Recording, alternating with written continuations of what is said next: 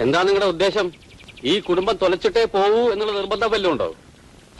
വർഷങ്ങളായിട്ട് നിങ്ങളാണ് തൊലച്ചുകൊണ്ടിരിക്കുന്നത്, മറ്റുള്ളവർ പറയുന്നു. വി ഡി സതീശൻ ആഹാരം കഴിച്ചതാണ് ഇപ്പോഴത്തെ സംസാര വിഷയം. എന്താ ശരിയല്ലേ? സംസ്ഥാനത്ത് പലയിടത്തും വെള്ളക്കെട്ടുകളും വെള്ളപ്പൊക്ക ദുരിതവും മണ്ണിടിച്ചിലും ഒക്കെ ഉണ്ടായിക്കൊണ്ടിരിക്കുമ്പോൾ മുഖ്യമന്ത്രിക്ക് എങ്ങനെ ആഹാരം കഴിക്കാൻ കഴിഞ്ഞു? ഇതാണ് ചോദ്യം. ഈ ചോദ്യം റഹീമിക്ക ചോദിച്ചപ്പോഴാണ് ഒരൊന്നൊന്നര ചോദ്യം ആയത്.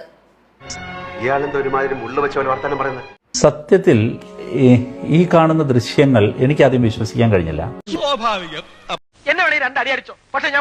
അയ്യോ എന്റെ പൊന്നോ, ഇക്കായ്ക്ക് വിശ്വസിക്കാൻ കഴിഞ്ഞില്ല കേട്ടോ വി ഡി സതീശൻ ആഹാരം കഴിച്ച കാര്യം.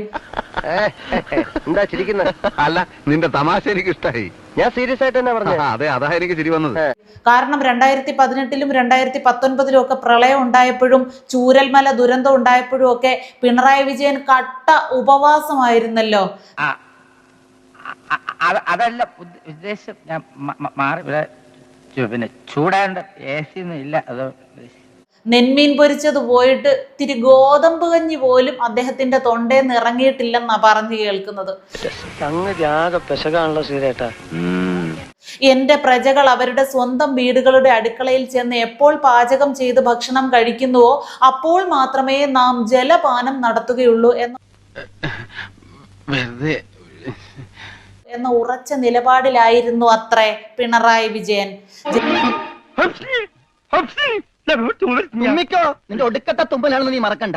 ആരെ ഭക്ഷണം എടുക്കട്ടെ എന്നൊരു ജോലിക്കാരൻ ചോദിച്ചതിന്റെ പേരിൽ അയാളെ പിരിച്ചുവിട്ട ആൾ പോലും ആയിരുന്നു അത്രേ ഇന്നത്തെ പ്രതിപക്ഷ നേതാവ്.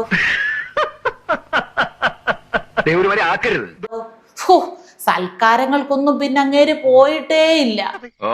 അങ്ങനെയാണ് സംഗതിയുടെ കിടപ്പ്. ഇവിടെ ഇപ്പൊ സതീശൻ കുറച്ച് ആഹാരം കഴിച്ചതാണല്ലോ പ്രശ്നം. ചൂരൽമല ദുരന്തം നടന്ന സമയത്ത് അമേരിക്കയിൽ സുഖചികിത്സയ്ക്ക് പോയ ഒരു മുഖ്യമന്ത്രി നമുക്കുണ്ടായിരുന്നല്ലോ.